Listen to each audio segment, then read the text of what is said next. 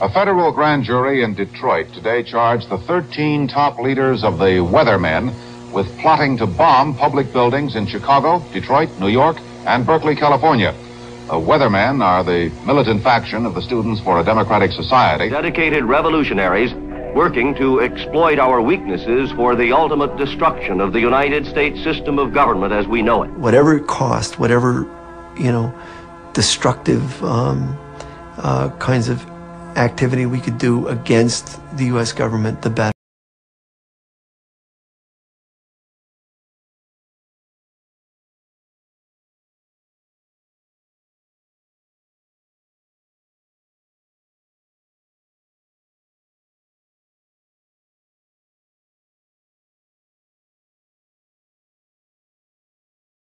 What we wanted to do here was deliver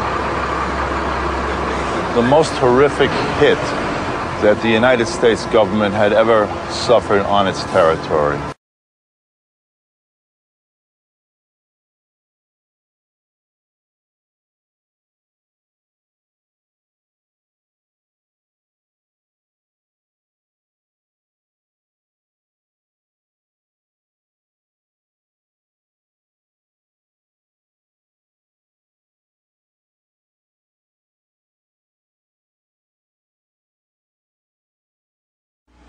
I brought up the subject of what's going to happen after we take over the government. We become responsible then for administrating, 250 million people. And there was no answers. No one had given any thought to economics. How are you going to clothe and feed these people?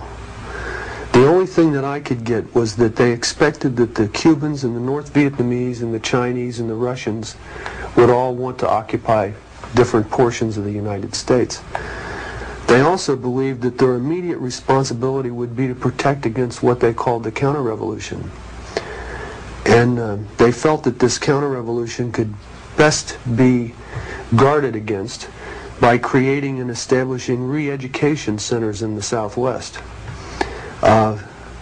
where we would take all the people who needed to be re-educated into the new way of thinking and teach them how things were going to be.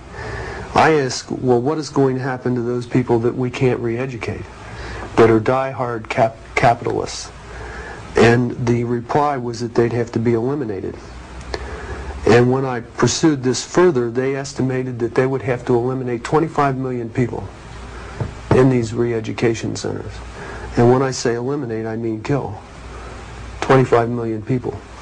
I want you to imagine sitting in a room with 25 people, most of which have graduate degrees from Columbia and other well-known educational centers, and hear them figuring out the logistics for the elimination of 25 million people.